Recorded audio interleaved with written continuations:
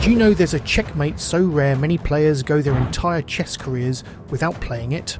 The incredible En Passant mate is so rare it happens in barely 0.001% of games. But in this video, I collected the most incredible games that ended with En Passant, with the last game showing even the greatest player in the world falling for this mate. But let's start with this incredible game from the 20th century, played by H Faul against Gunnar Gundersen. The game starts with Gundersen pushing his e-pawn twice and black going for the French defence. White advances his queen pawn forward and black goes d5. Gunnar extends his pawn to e5, which is known as the advanced variation, and after c5 and c3 the pawns exchange in the centre. Black develops a bishop with check, and after knight to c3 both sides develop their pieces. Black castles, but this is actually a big mistake. White starts the brilliancy with sacrificing his bishop on h7, known as the famous Greek gift sacrifice. Black captures the bishop, but after knight to g5, the black's king is in a lot of danger. If king goes back to g8, the queen would run to h5, threatening checkmate. Faul goes to g6 to block the h5 square, but now white marches his h-pawn with the threat of pushing it with check.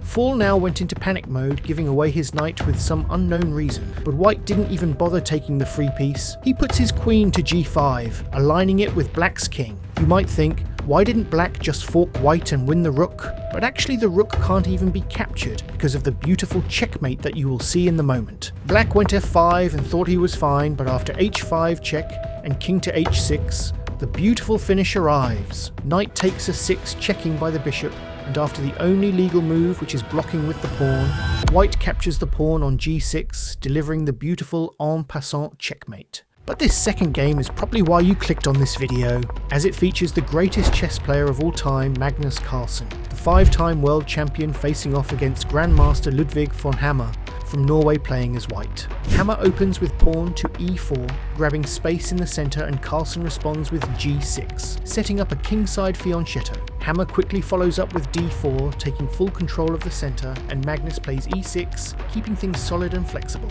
Both players continue with standard development, knights come out, bishops are placed, and it looks like a normal opening. But now Hammer throws in pawn to h4, signalling early aggression on the kingside. Carlsen calmly plays h6 to hold things back, and Hammer brings his light-squared bishop to f4 and connects his queen with it on d2, preparing to castle long.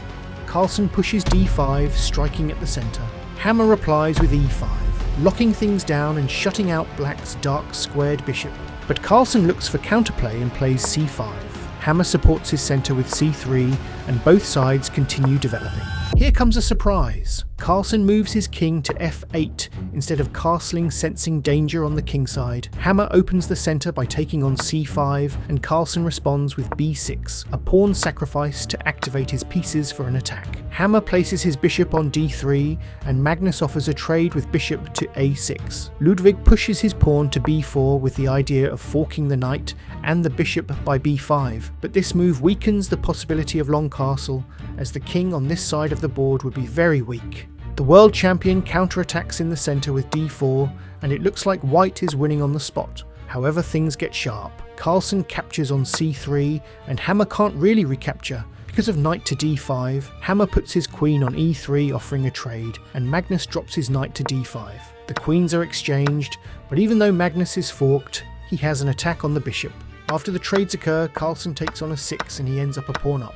But the world champion didn't expect this. Hammer castles long, despite it's a weak place for his king. The idea is to bring his rook to the attack. Carlsen shifts his king to g8, trying to complete his manual kingside castling. But Hammer wastes no time. He swings his rook to d8 with check, and Carlsen is faced with a decision and makes the biggest mistake of the game. King to h7. Everything looks safe, but now comes the brilliancy. Knight sacrifices on g5 with check.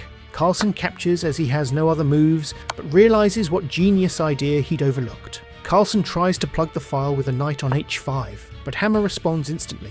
Rook takes knight on h5, another brilliant sacrifice. Now the path is clear. Hammer plays bishop to e4 with check, and Magnus goes with the only legal pawn to f5. But that's exactly what Hammer had planned. He captures the pawn with En Passant, and with that Carlsen's king is exposed. No squares left, it's a checkmate.